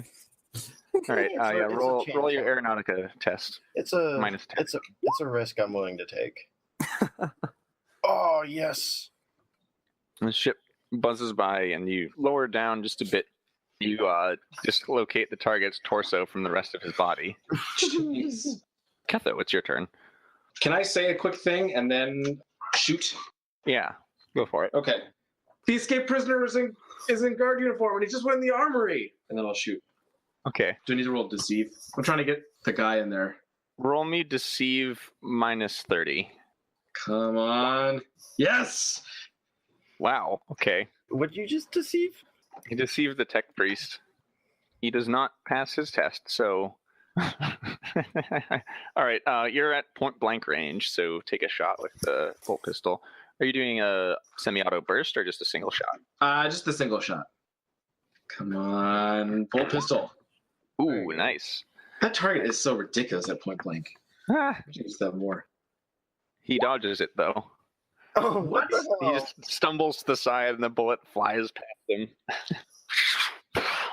You still have a half action left. What do you want to do with it? I will walk into the doorway with my gun still pointed at him, trying to look like I'm pursuing him.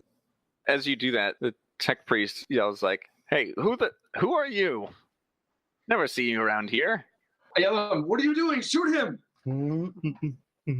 He's an escaped prisoner!" Back to hired lasguns. They're going to... Wait, does the tech priest do anything? it's not his turn yet. Oh, okay. He's going to go with the hired lasgun people here. Well, the hired lasgun right in front of Ketho is going to fire semi-auto burst full overload at point blank. Pew. All right, he hits you with 1. Do you want to dodge that? Yes. Mm-hmm. All right, come on, dodge. No. All right, you get zapped. 9 damage, 2 penetration to the left arm. So yeah, I only took 3. Okay. Mm-hmm. The rest of the dudes, these guys mostly just scattered. The boss is yelling at him to come back, but they're running. This guy, though, he's going to aim and fire again at Tyruss. He misses. So the bolt flies over you. So the heretic at this point doesn't know who to shoot. So I'm just going to roll randomly and see what happens. 1, he shoots at the hired gun. 2, he shoots at Ketho. Shoots at the hired gun. Okay. Yes! Bam. Fire the hand cannon. He's not a very good shot. That's really bad. Jeez. Yeah. Natalie Corvus is going to fire at one of the dudes who is trying to duck into the building. So she will fire. Ouch. He's going to try to dodge. No, I'm just going to say he's dead. He tries to get into the building, but he's hit by like 5 heavy bolter rounds. So he dies messily. The lieutenant is once again ducking backwards, trying to disengage, and just having a terrible time of it. Oh, she does it. Okay. She boops back just far enough to be in point blank range, and then is going to fire a full auto burst at Zarkov. No! But I have my dodges back now, don't I? Yes, you do. Awesome. Oh my god. It's bolt pistol. I'm just firing a different weapon than I have written down. Okay, so it's reliable, so it doesn't jam. Oh. But the burst goes wide. She's also going to fire a semi-auto burst at Tyruss. No! All right, she hits. So that's 140. Okay, so you're hit twice with this. This one is going to hit you in the face. Uh-oh. Do you have a fate point for that? Or no, I don't have any fate points left. Okay. So 11 damage, 6 penetration to the face. First one. That's 4 points. 4 points go through. Yeah. So that takes you to -5 rending to the face. 6 actually. Oh, -6. Okay. Yeah. The last one only does 5 damage, though, so you're okay. Davis, do you have it open to critical hits? No, Matt! I don't think you're actually dead yet. What number? -6, right? Yeah. 6. So 6. Mm-hmm. The blow rips violently across the target's face, taking with it an important feature. He suffers 1d5 levels of fatigue and suffers blood loss. Roll 1d10 to see what the target has lost. 1 to 3 is an eye, 4 to 7 is a nose, and 8 to 10 is an ear. Oh. Didn't you get deafened already? Yeah, he's already got robo ears. So 5, is that a nose? Yes. Okay. Permanently reduces fellowship characteristic by 1d10. Oh my. What? Yes. If you want to burn a fate point, then I'll let you ignore the fellowship loss. Well, here's a question for you. If I burn a fate point now and then also the vortex explodes, is that 2 fate points I have to burn? I think 1 fate point is good for like surviving 1 encounter of death. In general, yeah. So you won't have to burn another fate point if the vortex explodes. If you burn it now, then I'll let you avoid the lost fellowship. Don't worry, I can make you a robo-nose. Oh my god. Beep boop robo nose. You will smell everything! It'll just be like a round red LED and call you Rudolph. This is not good. No kidding. Somehow Zarkov is the one who got shot the least, despite being like point blank attacked several times. Being able to dodge is amazing! But even like it wasn't necessarily the dodging; it was just that I couldn't hit you. Yeah, that's true. The dodging helped, but it wasn't all. The end all be all. Yeah. Yeah, I'll be burning a fate point. Mm-hmm. All right. Does that put you at 2 fate points total? Yeah. Mm-hmm. I was kind of hoping you'd lose an eye. Yeah, actually, because You're excited about implanting robo eyes. Yes. Wow. Can we just retroactively like take that? No, I'm kidding. No. You just walk over, Davis, take out one of his eyes while he's unconscious. Oh. Get you a better eye. I mean, while I'm at it, it's more efficient, right? Blessings of the Omnissiah, friend. So it's Zarkov's turn now. Ring a ding ding. Come back here. Ah! I can't hit her. Second attack. Ah! Screw it. I'll use another fate point. I have 2 left. Please, God Almighty. No, bad. The Emperor Almighty. Yeah. Praise the throne. Nope. But at least it didn't jam. Jam your chainsaw. I mean, if anything could jam as a melee weapon, it would be a chainsword. Yeah. She's still dodging everything you can throw at her. I'm back here. Tyruss, your turn. What fatigue are you at right now? Just the 3 points. Okay. So, yeah, roll to maintain vortex control. Yeah, got it. I shrink it 1 meter. All right. More Psyker power. Yeah, so the lieutenant is the one that shot me in the face, right? Mm-hmm.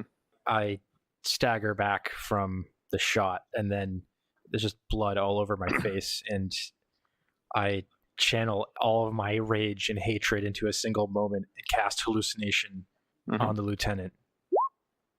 That is a pass by an enormous margin. She will roll her willpower test, though I don't know if it's possible to beat that. Definitely not. Oh. Roll a d10. 6. They've got it in for me. Oh no. The character is overcome with paranoia, believing even his or her own comrades are out to get him. On the character's turn, he must move into a position of cover, getting out of line of sight from any other characters. Remains hidden until the effect ends, moving to new cover as needed to stay as hidden as possible. They got it in for me. Interesting. Martin, your turn. I'm rereading the Medicaid check rules right now, just because I'm going to try and run out and staple him. Like, I can stop the bleeding as a free action, but actually doing the check is like minus 20 or minus 30 maybe. So is he in critical damage? Yeah. Very much so, yeah. Can run up to Tyruss and do a Medicaid check. I just got to figure out what my modifiers are because there's a ton of them. Okay, so do I get the bonus from both my Medicaid, Medicadendroid, and the Medkit, or just one? Both. Okay. It's a total of plus 60 minus 10. So 50 plus any environmental you want to throw in. I'll give you minus 20 because you're in the middle of like a full battle. Yeah, that's what the book says here too, so. Oh, wow. You've been stapled. You have been stapled in the Emperor's name. So you heal 12 points of damage, Tyruss. Nice. You are flesh stapled into health. As I mutter things you can't understand and sprinkle you with holy unguents. Ketho, what you doing? I gotta shoot this guy first. Are you aiming as well? Yeah, I will aim. I'll half aim. All right. So that's plus 40 total. Point blank and then semi-auto. Bang, bang. Oh, dang. You hit with both attacks. Woo! Bang, bang. Does not dodge. Roll your damage twice. Damage 1. Ow. Explodes. I think he's dead after just one. With penetration 4. I just want to be sure. Oh boy. He's very dead. I just had to make sure. You put 2 bolt rounds into his chest and he dies immediately. I quickly turn outside and I just say, I got him! And I turn back to the tech priest and say, I'll clean this up. Thanks. Now, Emily Corvus is just putting down suppressive fire. Yeah. So that people can't get out. The lieutenant once again attempts to acrobatics out of the way. Nope. So she just dodges a bit. Zarkov, your turn. Yes. Ring, ding, ding, ding. Yeah, you can guess what I'm gonna do again. Mm-hmm. Do same thing. Switch attack. Boom, boom. Yeah. Oh boy, you hit twice. Can she dodge? She doesn't dodge. Oh dear. Roll that damage. You hit her in the leg. Aha. 13 rending. And then does it hit 2 though? Yeah, you hit a second time. Oh, 13 again. Another 13. So brings her to -4. -4 rending to the leg. Oh, we forgot to add. I have precision killer though for melee, so it adds my perception bonus. Oh yes. Okay. What's your perception bonus? 4. All right. So never mind. What's -8 to the leg? Yeah, let's see here. Immediately make a toughness test or die immediately from shock. If he survived, a stun for 1d10. She dies immediately from shock. Oh, nice. Ring! Off goes her leg. And then you stab the other chain sword right through her stomach. Yeah. Then I hold them both up to the sky and yell, "For the Emperor!" Witness! Yeah. She is. Witness! She's very, very dead. At this point, a voice crackles over the intercom. It's the modulated voice from earlier. It says, "Stop! Stop!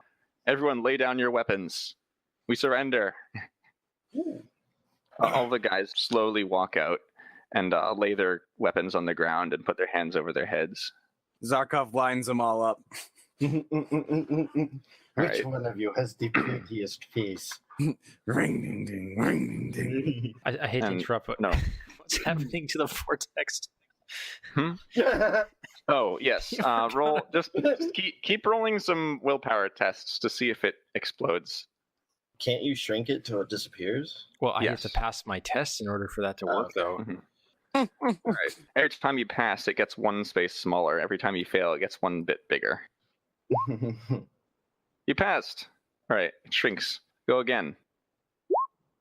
You failed. Gets one bigger. It's 3. You failed. It's at 4. Oh my god. Oh, God. By the way, while he's trying to control that, Zarkov's carving off the officer's face, adding it to his book. The Facebook. Yep. Right into Zarkov's Facebook. Hey, There's 5 so far. no, There's no. 6. No, John, I'm restraining you as I very carefully extricate the eye from her face. Right. Zarkov would very happily take advice for face removal techniques. Tyruss, roll again. After being flesh stapled by Martin, I get down. I just sort of collapse on the ground, and there's just blood everywhere. And I sort of yell to my companions, "It's like, this is my burden. For the love of the Emperor, move away. It is my burden alone." So you got the vortex is sort of pinballing around this area, shrinking and growing alternately as Tyruss fights a mental tug of war to keep it under control. I say, "Emperor, please let this gate to the warp close." No, it's at 5.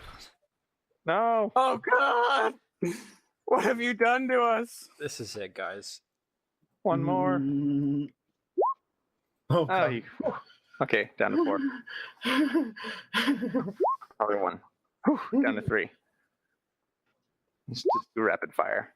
Up to 4. 5. Fine. It explodes. Oh, gosh. Oh, no. All right, Tyruss, roll the damage on yourself. It dings up the 2 ships pretty badly. We'll assume everybody else got away when they saw what was going on. I'm almost certain I'm dead. Oh, my God. Okay, so when it explodes, even if I'm nowhere near it, it still hits me. You already burnt Yes. the fate point. It's not like Yeah, it matters so that much. damage equals 2d10 plus 4 times the psi rating, and I manifested this power at, I believe, psi rating 2. Is that correct? Yes. So 2d10 plus 8. Oh, jeez. Yeah, Oh, that hurt. God. Boom! So with a concussive blast, the vortex collapses and explodes, and Tyruss is thrown back with blood trailing out of his nostrils as he hits the ground and falls unconscious. Oh, jeez. Yeah, you burned a fate point already, so it'll just be you're unconscious now. One of the doors of the command bunker opens, and a man walks out. He's like 5'7", not a particularly tall guy, dressed in practical wilderness exploring clothing. He walks forward. He has 2 empty holsters at his side. With that, Shade actually walks out towards you guys. All his men are lined up behind with their hands over their heads, guns on the ground. His voice modulator's off right now. He says, well, at this point we can see we're outmatched. We can't fight you off. But we can still settle this amicably. You see, I have nothing against the Imperium. I just got into this line of work because it was a way to make a very good profit. And make a profit I did.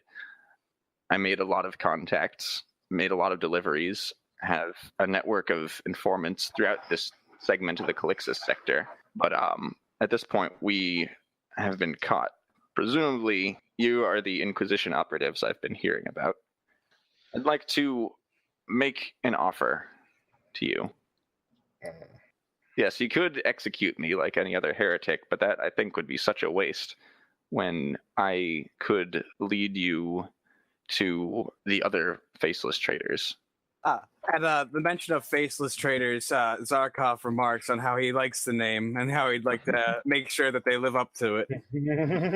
So, if you grant me and my crew a pardon, as long as we work with you, we'd be happy to assist you. I don't care where my check is coming from. We'd have to talk to the Inquisitor about this one. This is the kind of thing that the Inquisitor would trust you guys to decide. Oh. God, I wish I were conscious. Well, I will lean in and talk to the party quietly. So what do you think? Well, what am I doing? Am I just bleeding on the ground? Oh, someone should take care of him. I assume Martin's sort of tending to Tyruss right now. Yeah. Am I conscious even at all? Like, can I contribute to this conversation? Yeah, with some stimulant applications, Martin gets you conscious so you can converse with everyone. As you cough up blood. I'll turn to... It's Shade, right? Shade, yes. I say, well, you believe in due diligence. Is that right? Don't want to do a deal without checking all your facts? Yes, that's fair. Well, you need to tell us every single thing about this operation, what you were doing here. That'll be a good start to make such a decision. Very well. I was originally contacted by Eldrick Marin. Some of my underlings had dealt with him in the past because he had developed quite a duskleaf habit over the years, and we were how he got his supply of the drug. Then he proposed the idea of extending the sales to other commodities from off-world, things that would be difficult to acquire through more traditional channels. So I agreed. We set up our operation here from running out of the Caldera and brought in Xeno artifacts from off-world, sold them to buyers in the Spire, and we made quite a good run of it. Sold a lot of relics, mostly curios for the nobility, nothing super dangerous. You can all make a scrutiny test to see if any of this story you think he's lying about, by the way. And so the operation went well for some time.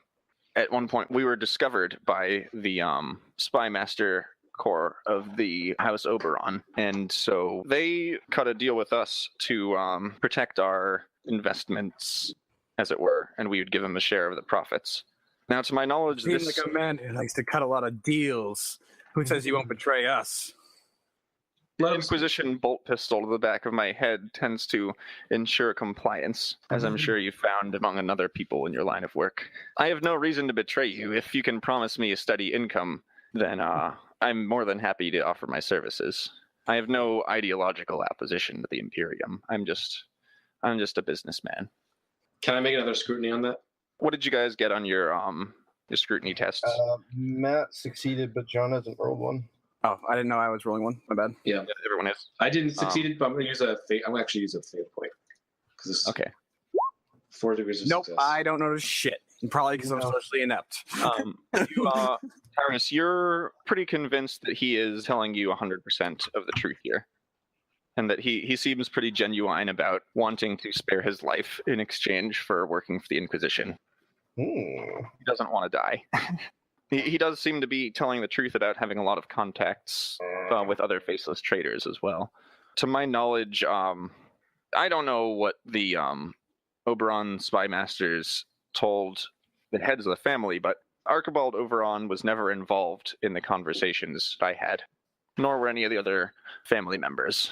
So if I were to ask you if you knew Matthias Oberon, for example.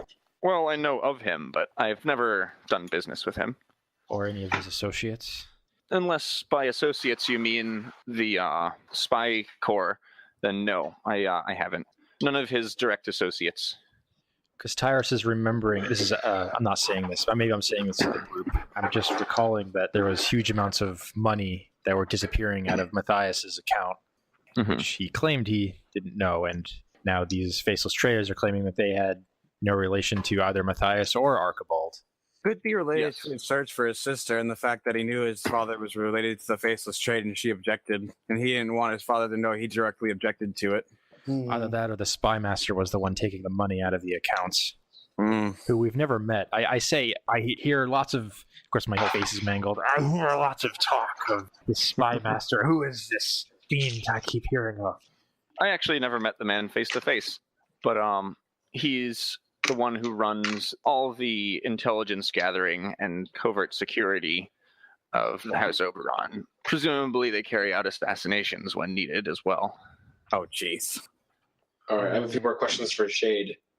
Do you keep records, books for all your transactions and who you deal with? Yes, I do. If I'm working for you, then I'll give you access to the books. If you don't, then I'll have all the information on the data slates deleted before you can get it. Well, then he'll still be dead, though. That'll give us some satisfaction. Yes, but you won't get the information you're looking for. I know. Zarkov's just being a dick. He gives a thin smile at you. And how? I got a 94 in my scrutiny. I have no idea where this guy's coming from. You're pretty sure he's an orc in disguise. And I say your operation. How mobile is it? How many people do you Well, need? what you're looking at right here, this is our ground crew. We have a small merchant vessel who we charter to carry us around under the veneer of legitimate business. And they actually do conduct some legitimate business. It's not quite as lucrative as selling of artifacts. There's a reason I got into that and not shipping grain around. Tyruss is kind of like drifting in and out of consciousness, so he kind of mumbles to his fellow acolytes. Someone asked him about Ophelia Oberon. Who gave Ophelia to them? Eldrick Mann did, didn't he? Well, who brought Ophelia to you? I'll ask that. It was this man in a dark mask, black as night, that absorbed all the light. Gave me the willies. Just being around the guy. Said it came to be compliments of Eldrick Marin. I wasn't quite sure what to do with her, really. So we just put her in the holding cell. I think they just wanted her off-world. A mask that absorbs light?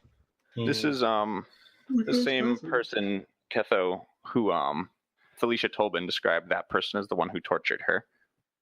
That might be the spy master person. That might not be Eldrick Marin. Though that's an assumption. So we know there's a different party in play. That's not Eldrick Marin. Because Eldrick Marin was not wearing that mask. Is that correct? No. Okay. I knew I had heard that description. Mm-hmm. Do you have contact information of this man? I know he works for Eldrick Marin. Beyond that, I'm not sure. Just remind me, too. Do we still have Eldrick Marin alive, or is he dead? He's alive and actually tied up in the ship right now. Oh, yeah. He was tied up in the ship while it was being driven around by Martin. Yeah. Poor Bess. He looks a little jostled right now. I forgot to put a seatbelt on purpose.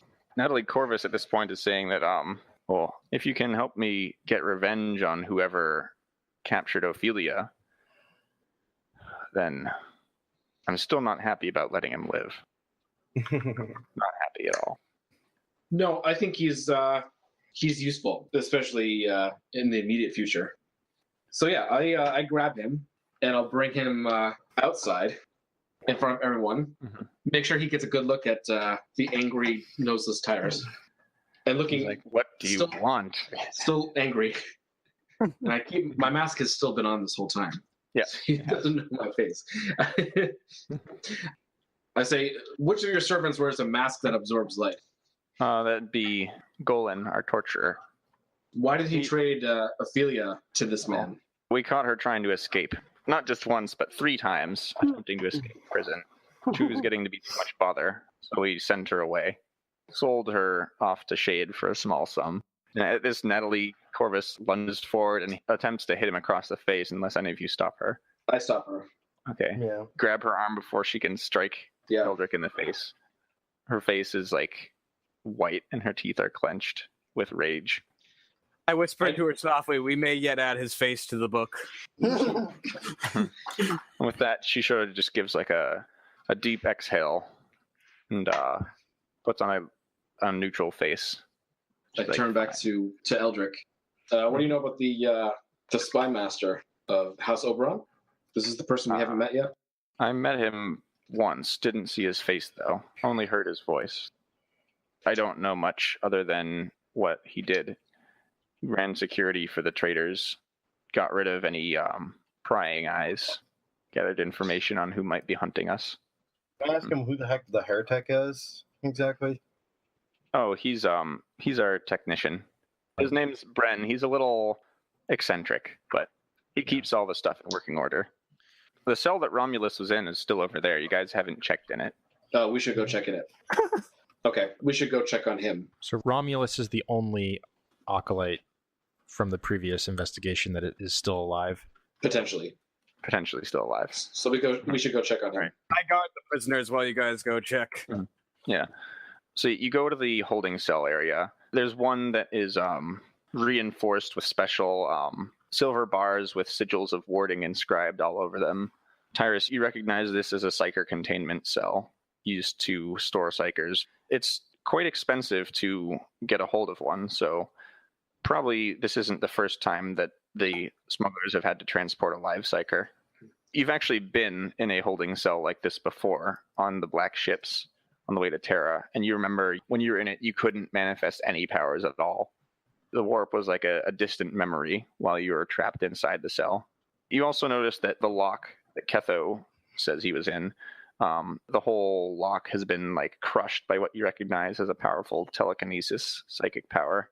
And inside the cell, you see it's recognizably Romulus from your briefings, the Psyker. He's got close-cropped black hair. He's starting to grow a stubbly beard from all the time he's been trapped up. He's awake, sort of like staring out, half quizzical, half afraid. I'll step in and I say, I owe you thanks for releasing me from my cell. He's like, well, I thank you graciously for your timely arrival, but I beg pardon, I'm not sure what you're talking about. You did not reach out to me? While I was trapped in this holding cell, I couldn't reach my powers at all. I'm going to casually just turn to Shade, bolt pistol pointed in his direction. He just sort of backs up with his hands held a bit. Now, I just need to know, are there any other Psykers other than these two, gesturing to the other Psykers in our presence, around here? There's a navigator and astropath up on board the ship, but they never come down to the planet. He gestures to Romulus. He's the only Psyker in the camp. Then who the hell let me out of my cell? I'm going to roll Cinescience. Okay, roll your Psyniscience test. Cinescience or Cinescience? I think it's Psyniscience, like omniscience, Psyniscience, Psyniscience, like prescience or omniscience. You reach into the warp, but all the warp currents around here are muddied from all the adrenaline-fueled emotions of battle and the warp hole that's been torn and rampaged around and exploded for a while. So it's hard to get a decent reading on anything if you're Psyniscience.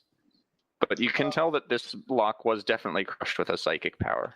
I ask Romulus, can you sense who altered this lock? One night while he was in the prison, he felt some sort of psychic emanations from nearby. He didn't recognize them, not from a Psyker he'd ever encountered before. Later that night, he saw guards scrambling about, exclaiming how Felicia had escaped. So he felt a psychic presence. Felicia said she escaped.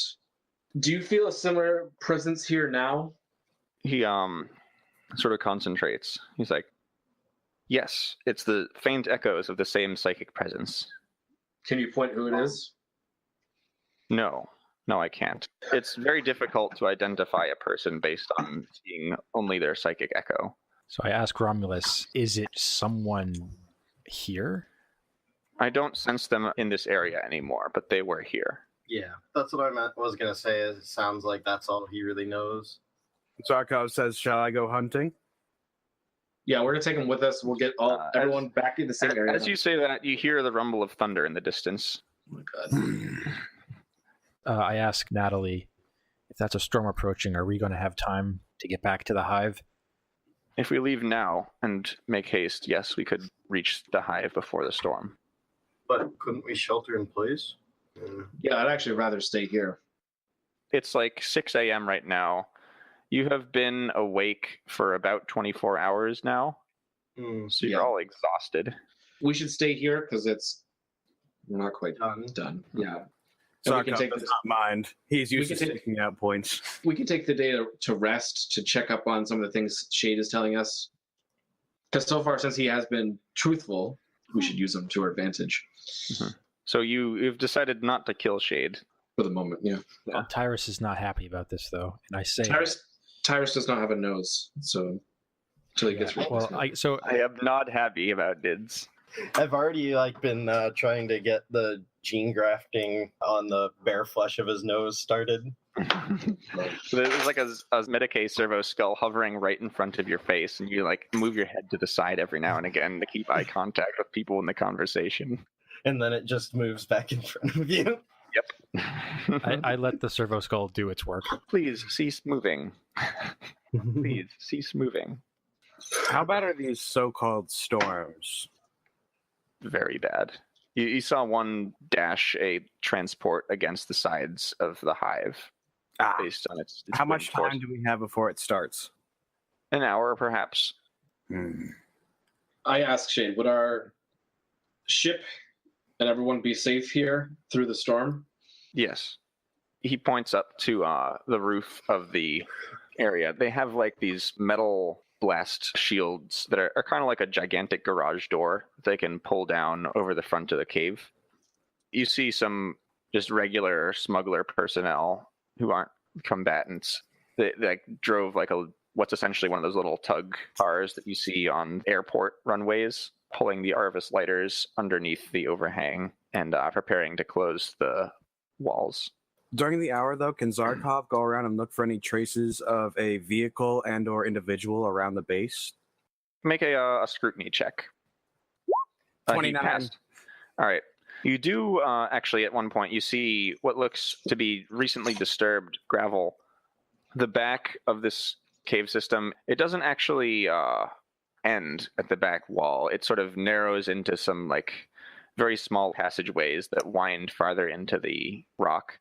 And you see one of these does have some disturbed footprints. And you follow it up. It actually goes to the surface of the area near the Caldera. There's what looks like a handful of footprint sets, no more than 5. And they all go to a sort of flat segment, and then they disappear. What? No signs of something picking them up or any other disturbance? It's just they disappear? There's no clearly obvious vehicle tracks or anything like that. I can't search the area again or something? That's representing what you managed to get with all your searching. The gravel tends to skitter a lot when people walk on it, so it's hard to pick out definite tracks in it. I guess I don't have too much time to dilly-dally. No, the storm is approaching. I do relay that all to them, though. I think that's our Psyker. I'm going to contact our ship, not our gun cutter, but the Inquisition ship. Yes, you can do that. Okay. The interrogator Rexler Salt is Inquisitor Margolin's interrogator. All right. So, interrogator, we've made some good progress. We recovered the last remaining alkalite. Oh, Romulus. excellent. We are currently near Caldera. I'm sending you our coordinates. We're about to go through a storm. We're hunkering down. We've acquired a compass with whom to help us. But after the storm lifts, if I do not personally contact you and say, can I secretly send him a little phrase, a little code phrase that I have to say to... Yes. Okay. You can do it out of earshot of everyone else. Okay. Me as the player, I'm not going to remember the phrase, but I set a passphrase to say. So if I do not contact you and say these words within a half hour of the storm lifting, blow everything up. Just destroy this whole thing. This whole Caldera, this whole planet, this whole... The Caldera Just glass it. The entire planet. The Caldera, because if we don't make it through the storm, then we've been betrayed. And I make sure Shade actually hears that point. He hears if I do not check in, blow it up. With that, we're going to call, I think, an end to the session today. We've gone for a while. Everybody gets 400 XP today. So, we had a big end today. You managed to get through it with only one fate point burned. Only one. The poor Psyker. With that, I got to head out. Okay. Yeah. You're glad that Alright. all of you could make it out for the thing today. Yeah, Okay. thank you, Eric. Oh, that was great. Take it easy, man. Yeah. Have a good one, everybody. Have a good one. Yep. Bye-bye. Bye-bye. So, Matt, Yeah. what kind of nose do you want? A super nose.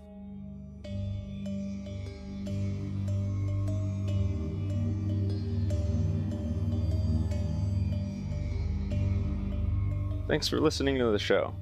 You can find us online at itsprobablyheresy.wordpress.com. And if you see anything heretical, you can contact the Acolytes at itsprobablyheresy@gmail.com.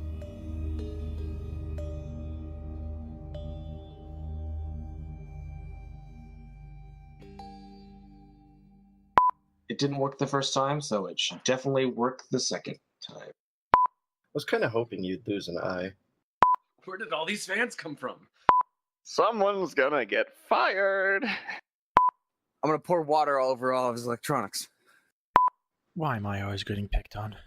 Rawr. Rawr. Rawr. Rawr. Rawr. Rawr. Roar. Coward! Coward! Coward! Coward! Coward! The coward!